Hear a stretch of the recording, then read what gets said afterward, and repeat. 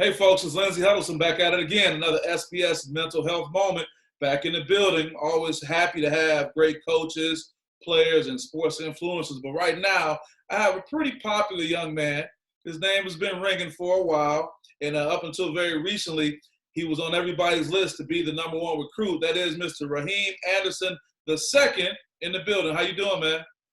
I'm good. How about yourself? Great, man. Well, first of all, I got to thank a lot of people, particularly in your support group, from your dad, Raheem Anderson Sr., your mom, who I've known very well. We went to college together as well, and also Jermaine Hammond, who helped kind of set this up. I know that's your guy, and that's my guy too, man. But I Yes, really sir. appreciate you being available right now.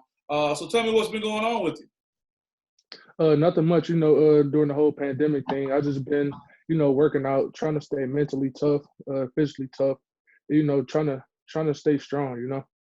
Yeah, how's that been, man? Since you can't go the normal places you normally go, be around your teammates and things. How have you been managing that? I've been managing it well.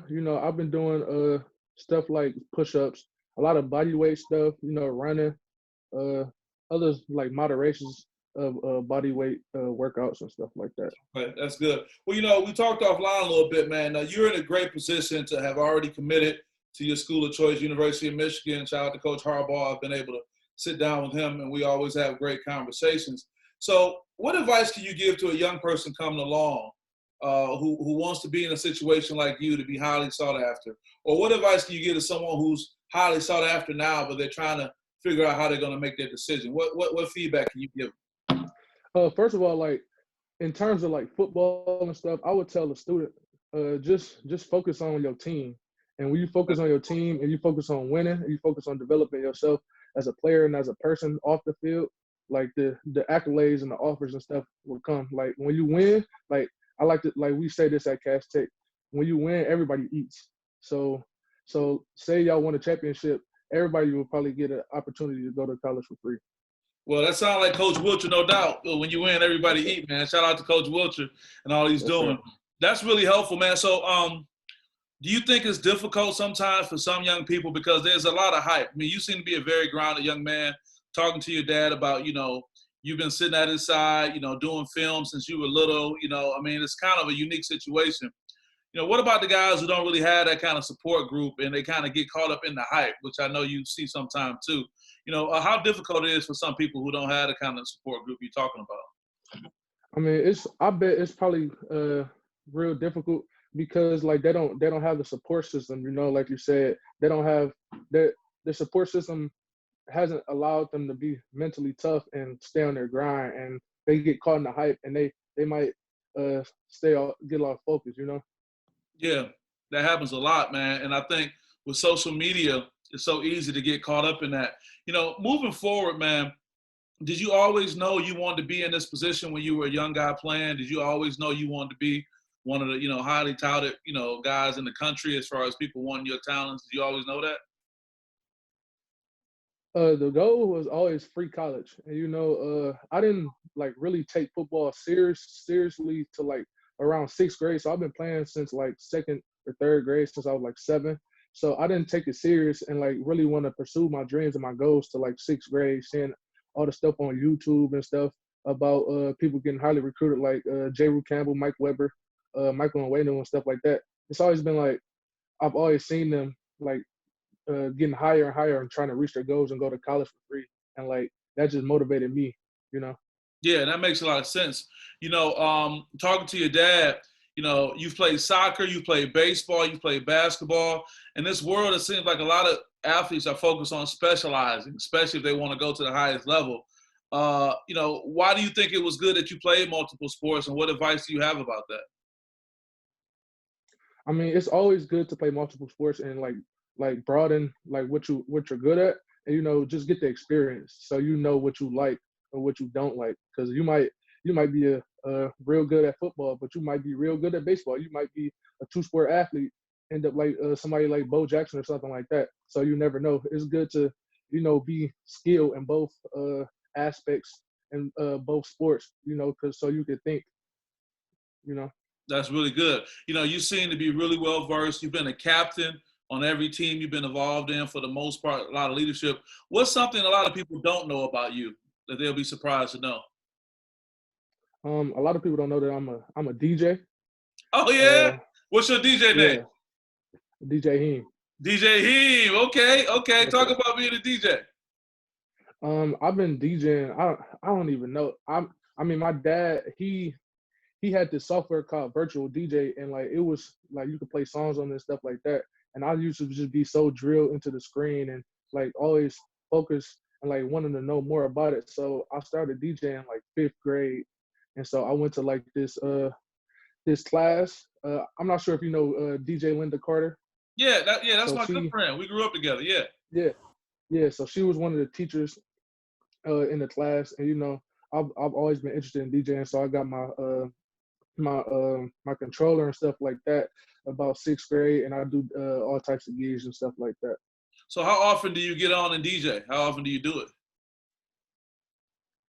I haven't done it in a minute because I've just been so busy with like virtual school and working out. So last time I did it was I say like the beginning of April, but Uh-huh. like my last gig before that was probably July. So you've been booking gigs and everything too? Yes, sir. That's great. What kind of music you like? What do you put out there? Anything like so I can do any type of gig. So anything you want me to do. So you give me a request to do before the gig, I got you. So I mainly focus on like hip hop, but like I've done like open houses and stuff where it's kind of like chill music, like Okay. R&B and stuff like that.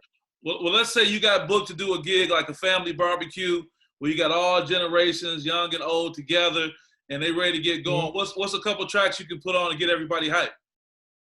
Uh, I forget who made it, but the song "Freak It How You Want It," you know what I'm talking about? Freak Okay, it, freak okay. it how you want. Probably Oh, like "Step in the Name of Love." that's Genuine. I'm not sure who it is. It might Okay, be. okay. But I know that song. Uh, That gets them going, huh? yeah. Uh, it's a family reunion. Probably that one.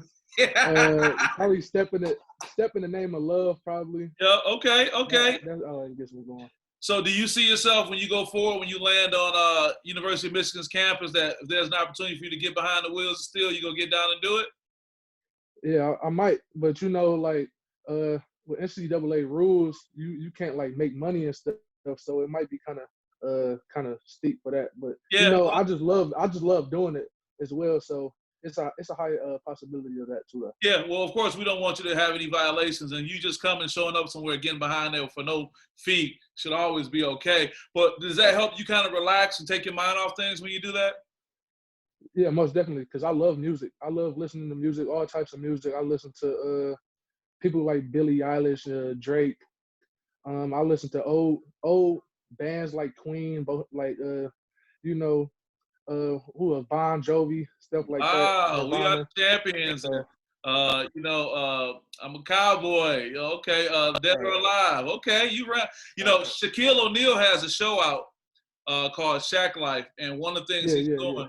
he's touring around the world He's doing touring. big Yeah. DJ experiences. But he said something that him being a DJ almost was like him being in the finals. So do you feel that Hmm. rush, or do you feel a level of excitement when you're DJing that's similar to what you feel in sports? I mean, I just feel more relaxed. And the the feeling that I give people when they hear a certain song and when they're hyped and they're ready to party is just a great feeling. And I hope to translate it to the football field when I'm making plays or when I'm doing stuff like that and keep that same entertainment for the viewers. That's great, man. That's great. I'm not gonna keep you too long, man. I'm really impressed by you from what I heard, and always talking to you now. But just going forward, we're dealing with a really challenging thing that no one has experienced with the COVID-19 pandemic and this quarantine, and a lot of mixed emotions about people trying to stay disciplined and stay at home and staying safe. But just overall, what kind of positive message can you give to anybody who's listening that can kind of help them get through this? Just stay mentally strong. Keep your social distancing 6 feet apart. Uh, Try not to leave the house as much unless it's for something very essential.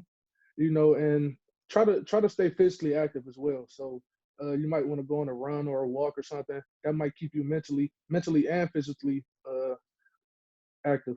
you Yeah, know. that's good, man. Well, a few more things before I let you go, and I appreciate you taking the time. Just projecting going to University of Michigan and being successful. Is it safe to assume, like every young man, you want to go and extend your career to the professional ranks and play in the NFL? But give me a broader picture of what life will look like for you 5, 10, 15 years from now. So at the University of Michigan, I plan on studying electrical engineering. So I want to be in that field, and I hope to someday, get into that field, be so advanced where I start like my own electrical engineering business. Wow, that's good. That's good. And lastly, what has it been like for you growing up in Detroit, man? Growing up on the West Side, you're not far from me, Rosedale area. I grew up. I went to Henry Ford. I was 7 Mile of Evergreen. So, what role has growing up in Detroit played in your experience? It's been like real good because I've always had like extracurricular activities to keep me from doing like stuff like being out in the streets like some people in the city. And growing up and like coming to high school, because I went to Base Academy as my middle school, and it's not many people that see many difficulties in their family home, but coming to high school at Cass Tech, it's like 2,500 students, and so I'm learning like different backgrounds because it's very diverse. I'm learning different backgrounds, different stuff that people go through in life. Like some students I know were homeless, and it just broadens my view of life in the city. Wow. Well, you're definitely doing some great things, and I know that your future is going to be bright. But more importantly, I think that you're a great role model to your peers and those maybe a little bit younger and a little bit older. So before we wrap up, any final things you want to share before we wrap up this SPS mental health moment? I just want to like tell like every young person who still is able to have their parents in their life, just love their parents, and listen to their parents because my parents have been a great help in my life, and just help motivate me, and get me to where I am. Well, shout out to your parents, man. Two great people who are doing a great job, and you got two younger brothers too. I have an older brother and a younger brother. Okay, so you're the middle child. What are their names? Yes. My older brother name is Cameron, and my younger brother name is Kamari. Okay, we're giving everybody some love right now. So, man, listen, I want to wish you the best. You enjoy your time down at A Squared, and we'll be making sure that we get down there to see you. I cover sports from that other school, that green and white school, Michigan State. But I'll be sure when you guys make it in, I'll make my way over after the game to sit down and have a word with you too, okay? Yes, sir. All right, best of luck. We got Raheem Anderson II representing on his way to the University of Michigan, representing the city of Detroit well, Cass Tech well, and most importantly, his family well. So best of luck to you, man. We'll see you on the other side of this, okay? Thank you. Appreciate it. All right, great. Job well done.